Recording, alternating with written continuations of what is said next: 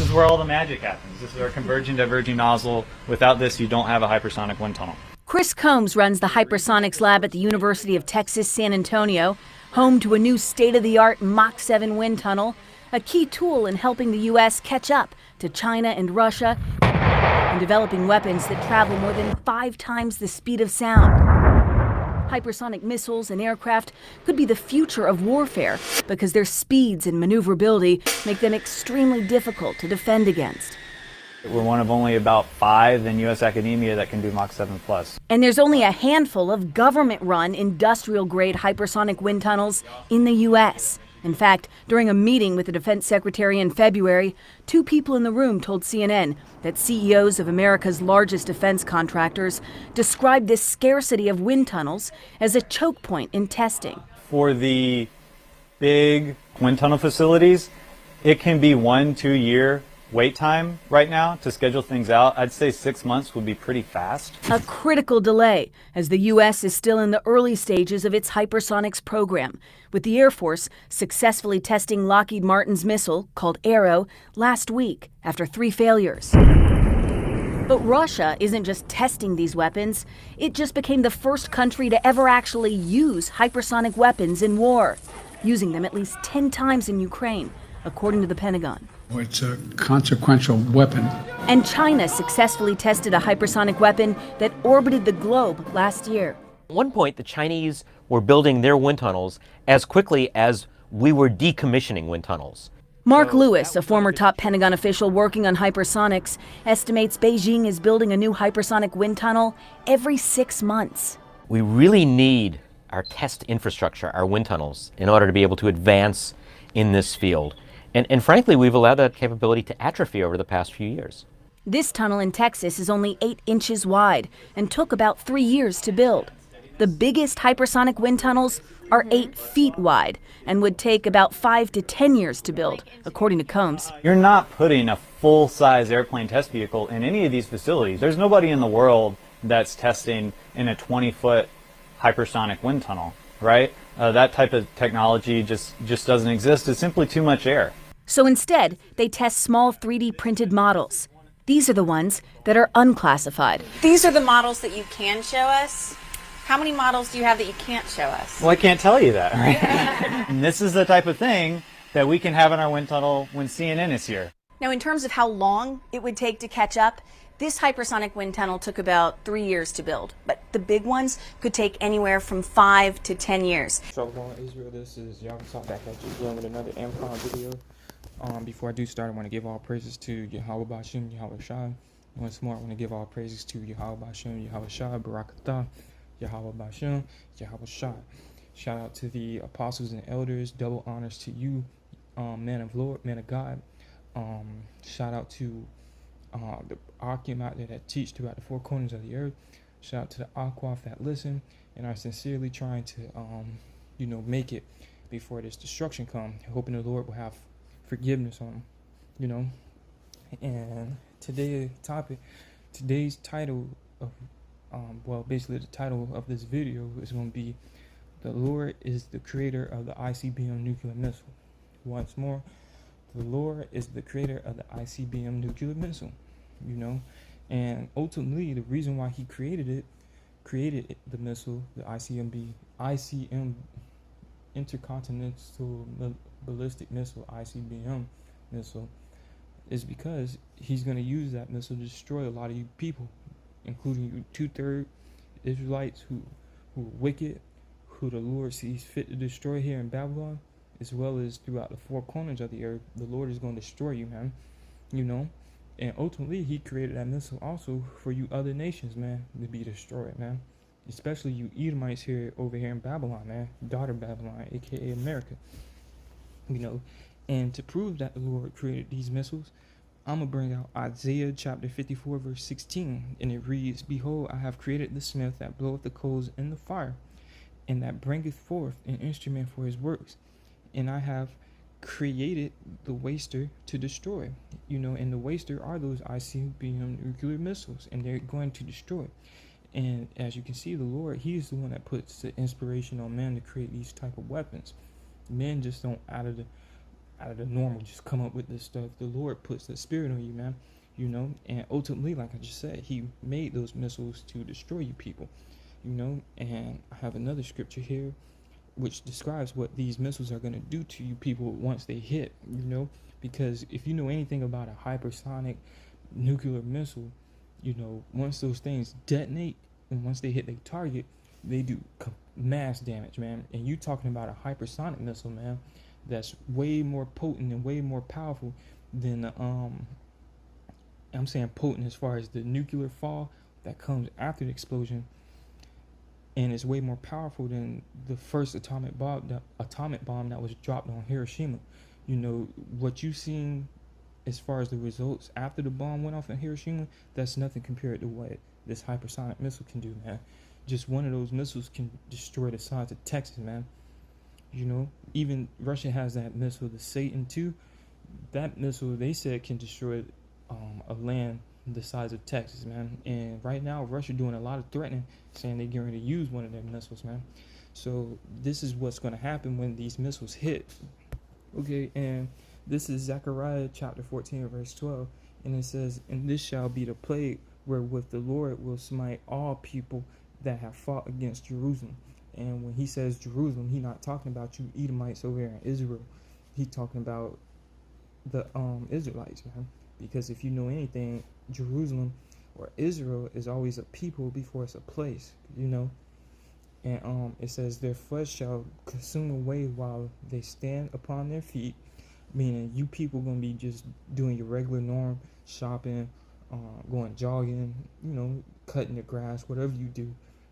Once these missiles hit, man, once more it says, "Their flesh shall consume away while they stand upon their feet, and their eyes shall consume away in their holes, and their tongue shall consume away in their mouths." You got to think how much heat that is, man. Like one of them heat waves hit you, you just gonna disintegrate, man.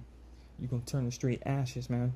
You know, you talking about, you know, like high temperature, you know, from coming from these nuclear bombs, man. And they're not just gonna destroy you people, they're also gonna destroy the buildings, the infrastructure of this place. That is just gonna completely wipe out America, man.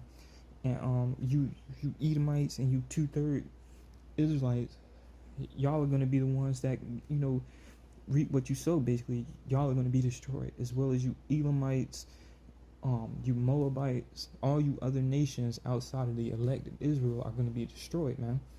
Okay, and let me get another scripture.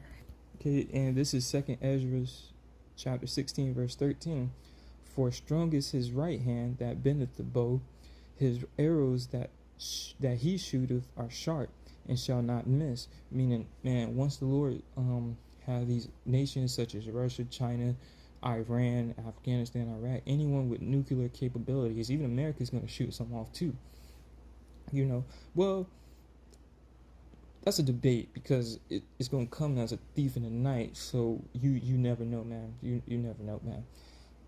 Maybe they might shoot some off, maybe they might not. You never know. But as for these nations that's intending on destroying Babylon, the Most High said, I'm gonna read again, "For strong is his right hand that bendeth the bow," meaning the Lord is the one that's gonna give the command to send out these missiles. And it says, "His arrows that shooteth are sharp and shall not miss," meaning they're accurate. And wherever the computer that navigates the missile, wherever they say it's going to hit, that's where it's going to hit. And there's no type of defense that's going to stop these missiles from striking. And it said, "When they began to be shot into the ends of the world," meaning from each and every way of the world, these missiles are going to come here to Babylon, man, and destroy this place, bro, as it's prophesied in the scriptures, man. You know.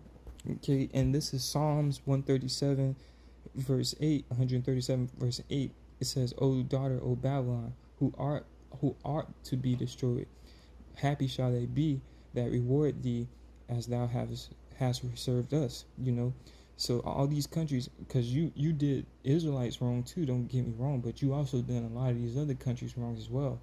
You know, you try and bring that democracy over there, which includes homosexuality, you know, the whole LGBTQ movement, women of certain authority over men, women rights, bad children disobeying their parents, do as thou wilt. You tried to bring that over there to those countries and destroy them, and they sip from that cup.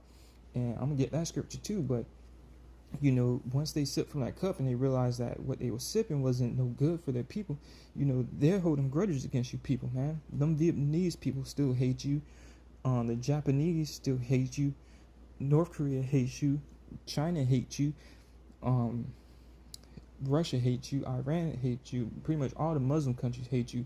In Africa, except them dumbass niggas in South Africa, besides them, every one of them countries hate you, man. You rubbed everybody wrong, man.